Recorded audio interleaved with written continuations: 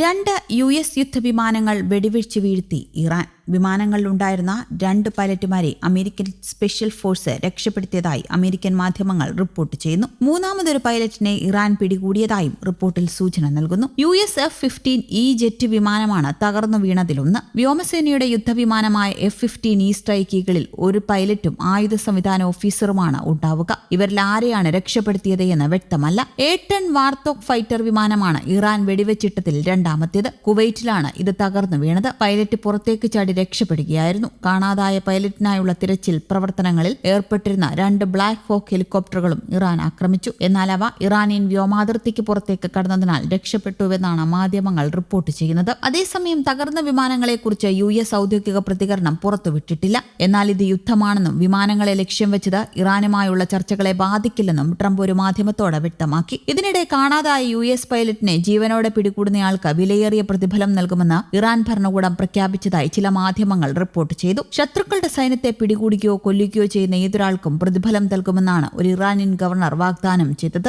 തെക്കു പടിഞ്ഞാറൻ ഇറാനിൽ വിമാനം തകർന്നു വീണ സ്ഥലത്തിനടുത്തുള്ള പ്രദേശത്ത് തിരച്ചിൽ നടത്തുകയാണെന്നും ഇറാന്റെ റവല്യൂഷണറി ഗാർഡ് ക്രോപ്സും വ്യക്തമാക്കി. ഈ പൈലറ്റിനെ ജീവനോടെ പിടികൂടുന്നവർക്ക് ഇറാൻ ഭരണകൂടം വലിയ തുക പ്രതിഫലം പ്രഖ്യാപിച്ചതോടെ യുദ്ധം പുതിയൊരു വഴിത്തിരിവിലേക്ക് കടക്കുകയാണ്. പൈലറ്റ് ഇറാന്റെ റവല്യൂഷണറി ഗാർഡിന്റെ കയ്യിൽ അകപ്പെട്ടാൽ അത് പ്രസിഡന്റ് ഡൊണാൾഡ് ട്രംപിനെ സംബന്ധിച്ചിടത്തോളം വലിയൊരു രാഷ്ട്രീയ പരീക്ഷണമാകും. കൊല്ലുന്നതിനേക്കാൾ പൈലറ്റിനെ ഒരു വിലപേശലായുധമായി ഉപയോഗിക്കാനായിരിക്കും ഇറാന്റെ നീക്കം. ഇറാൻ ഭരണകൂടത്തിന്റെ മനഃശാസ്ത്രം കൃത്യമായി അറിയുന്നവർ പറയുന്നത് അവർ ഒരിക്കലും ആത്മഹത്യാപരമായ നീക്കങ്ങൾ നടത്തില്ല എന്നാണ്. പകരം ഓരോ നീക്കവും കൃത്യമായ ലാഭനഷ്ടങ്ങൾ കണക്ക് കൂട്ടിയായിരിക്കും. തടവിലാക്കപ്പെടുന്ന പൈലറ്റിനെ അവർ ഉടൻ വധിക്കില്ല, മറിച്ച് പരമാവധി മാനസികമായി തളർത്താൻ ശ്രമിക്കും. മുൻപ് ബ്രിട്ടീഷ് നാവികരെ പിടികൂടിയപ്പോൾ അവരെ കണ്ണുകെട്ടി മരുഭൂമിയിലൂടെ നടത്തിച്ചു. വ്യാജ വധശിക്ഷ നടപ്പിലാക്കുമെന്ന് ഭീഷണിപ്പെടുത്തിയും ഇറാൻ പീഡിപ്പിച്ചിരുന്നു. ക്യാമറയ്ക്ക് മുന്നിൽ മാപ്പ് പറയിപ്പിക്കുന്ന നാടകങ്ങളും അവർ ആസൂത്രണം ചെയ്തേക്കാം. നിലവിൽ അമേരിക്കൻ ആക്രമണങ്ങളിൽ ഇറാന്റെ ഉന്നത കമാൻഡർമാർ കൊല്ലപ്പെട്ടത് കാര്യങ്ങൾ കൂടുതൽ സങ്കീർണമാക്കും. തീരുമാനങ്ങൾ എടുക്കാനുള്ള അധികാരം പ്രാദേശിക കമാൻഡർമാരിലേക്ക് എത്തിയതോടെ അവരുടെ പെരുമാറ്റം പ്രവചനാതീതമായിരിക്കും. പൈലറ്റിനെ പിടികൂടിയാൽ അമേരിക്കൻ ഇന്റലിജൻസിന് കണ്ടെത്താൻ കഴിയാത്ത രഹസ്യ കേന്ദ്രങ്ങളിലേക്ക് മാറ്റാനായിരിക്കും ഇവർ ശ്രമിക്കുക. അവിടെ വെച്ച് പൈലറ്റിനെ ലോകത്തിനു മുന്നിൽ ഒരു വിലപേശൽ വസ്തു പോലെ പ്രദർശിപ്പിക്കുന്നത്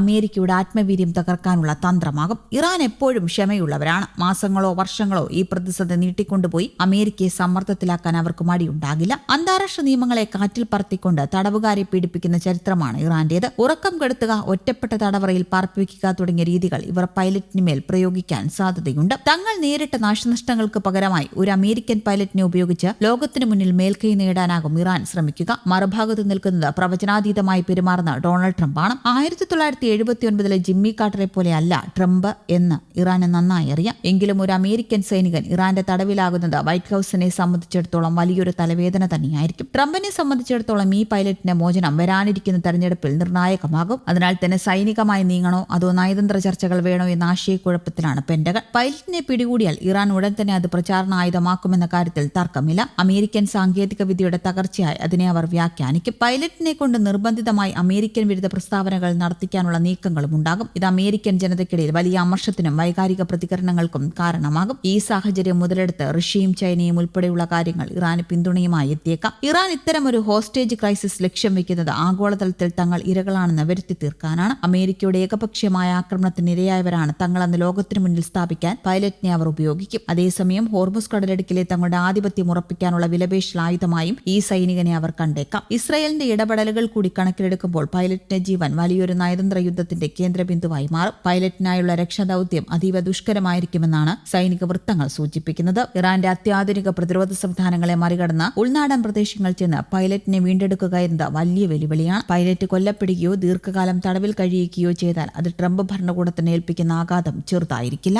ന്യൂസ് ഡെസ്ക് കേരള കൗമുദി.